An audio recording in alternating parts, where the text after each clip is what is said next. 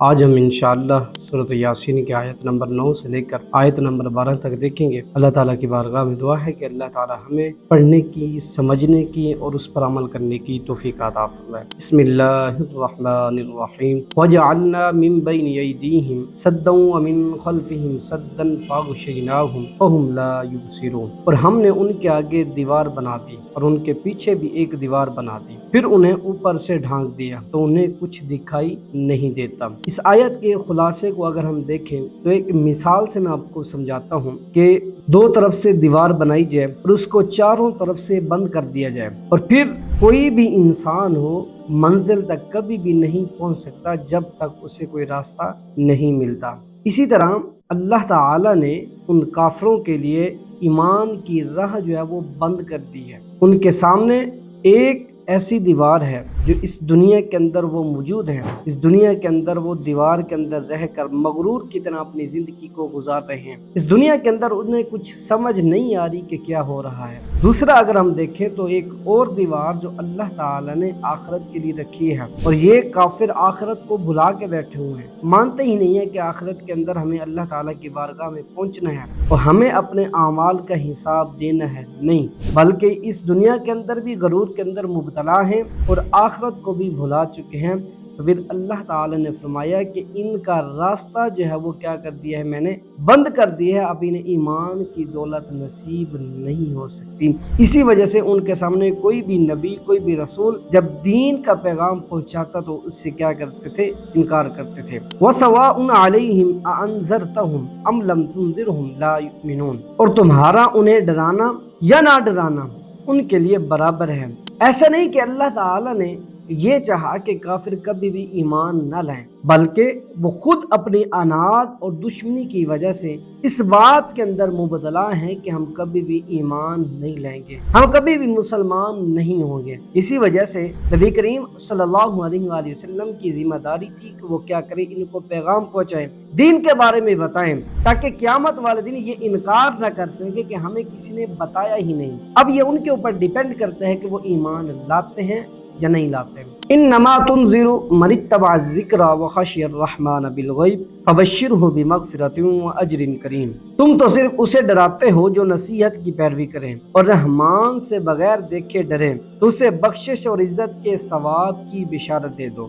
اس آیت کریمہ کے اندر اللہ تعالیٰ نے نبی کریم صلی اللہ علیہ وآلہ وسلم کو حکم فرمایا کہ اے میرے محبوب صلی اللہ علیہ وآلہ وسلم، آپ کے ڈرانے سے صرف وہی لوگ فائدہ اٹھا سکتے ہیں جو قرآن پاک کو پڑھتے ہیں، قرآن پاک پر عمل کرتے ہیں، قرآن پاک کو سمجھتے ہیں، انہیں پتہ ہے کہ اللہ کیا ہے، دین کیا ہے، آخرت کیا ہے، اور ہمیں اللہ تعالیٰ کی بارگاہ میں جا کر اپنی دنیا کے اندر جو ہم زندگی گزاریں گے اس کا حساب دینا ہوگا۔ تو اللہ تعالیٰ نے ان لوگوں کے بارے میں فرمایا کہ اے حبیب صلی اللہ علیہ وآلہ وسلم، آپ ان لوگوں کو خوشخبری دے دیں بخشش کی، عزت کی اور ثواب کی۔ انا نحن نحیی الموتى ونکتب ما قدموا وآثارهم وكل شيء احصیناہ فی امام مبین۔ بے شک مردوں کو زندہ کریں گے اور ہر چیز لکھ رہے ہیں جو انہوں نے آگے بھیجے اور جو پیچھے چھوڑ کر آئیں گے، ایک ظاہر کر دینے والی کتاب میں ہر چیز ہم نے شمار کر رکھی ہے۔ اس آیت کریمہ کے اندر اگر ہم دیکھیں تو اللہ تعالیٰ ان لوگوں کو مخاطب فرما رہا ہے کہ میں قیامت والے دن لوگوں کو زندہ کروں گا، پھر ان سے حساب لوں گا۔ کس چیز کا حساب؟ کہ جو اپنا پیچھے چھوڑ کر رہے ہیں یا وہ اعمال کر کے آئی ہیں، ان دو چیزوں کے بارے میں اللہ تعالیٰ فرما رہے ہیں میں کیا کروں گا، پوچھوں گا۔ کیسے پوچھے گا اللہ تعالیٰ؟ یہاں پر یہ سوال ہوتا ہے تو اللہ تعالیٰ نے آگے ہی فرما دیا کہ میں لوح محفوظ پر ایک کتاب ہے جس کے اندر لکھا جا رہا ہے کہ انسان اس دنیا کے اندر کیا کر رہا ہے۔ جب ہم اللہ تعالیٰ کی بارگاہ میں پہنچیں گے تو ہمارے نامہ اعمال ہمارے سامنے رکھے جائیں گے۔ یہاں پر دو باتیں ثابت ہوتی ہیں، ایک تو یہ کہ جو انسان اس دنیا سے چلا گیا اس کے بارے میں کیا حکم ہے، اور ایک وہ انسان جو اس دنیا کے اندر زندگی گزار رہا ہے اس کے لیے کیا حکم ہے۔ اس بات کو سمجھنے سے پہلے ہمیں اس چیز کو دیکھنا چاہیے کہ اگر کسی شخص نے خود سے کوئی دین ایجاد کیا، یعنی حدیث مبارک سے کوئی چیز ثابت نہیں ہے، قرآن پاک سے کوئی چیز ثابت نہیں ہے، اگر اس نے خود سے کسی چیز کو ایجاد کیا تو وہ بدعت کہلائے گی، اگرچہ وہ نفع دینے والی نہ ہو۔ ہاں، اگر کسی نے ایسا کام کیا ہے کہ جس سے ثواب ملتا ہے، نیکی کا کام ملتا ہے، تو اس کے اندر کوئی قباحت نہیں ہے، کوئی گناہ گناہ نہیں ہے وہ عمل کیا کر سکتے ہیں۔ اب اس دنیا کے اندر سے جب انسان جاتا ہے، اس دنیا کو چھوڑ کر جاتا ہے، 5 قسم کے ایسے اعمال ہیں جو اسے نفع دیتے ہیں اور 5 قسم کے ایسے اعمال ہیں جو اسے نقصان دیتے ہیں۔ اگر اس نے کوئی اپنا شاگرد بنایا، یعنی اس کو دین کی بات بتائی، دین کے بارے میں بتایا، پھر اگر اس کا استاد اس دنیا سے چلا بھی گیا تو وہ شاگرد جب آگے کسی کو تعلیم فارورڈ کرے گا، کسی کو سکھائے گا، تو اس کا ثواب اس استاد کو بھی ہوگا۔ نمبر 2، اگر کسی نے کتاب لکھی دین کے متعلق، دین کے اندر مسائل لکھے، حدیث لکھی، کوئی بھی چیز لکھی جس سے لوگوں کو فائدہ ہوتا رہا، جانے کے بعد بھی اس کو کیا ملے گا؟ ثواب ملتا رہے گا۔ نمبر 3، اگر کسی نے مسجد بنا دی، اللہ تعالیٰ کی رضا کے لیے اس نے مسجد بنائی کہ مجھے کیا ملے؟ ثواب ملتا رہے، اس کے جانے کے بعد بھی اسے کیا ملتا رہے گا؟ ثواب ملتا رہے گا۔ نمبر 4، اسی طرح اگر کسی نے مدرسہ بنا دیا اور اس کے اندر بچے تعلیم حاصل کر رہے ہیں اور اس کے جانے کے بعد بھی بچے تعلیم حاصل کرتے رہیں تو اس مرنے والے کو ثواب ملتا رہے گا۔ اور آخر کے اندر اگر کسی نے کوئی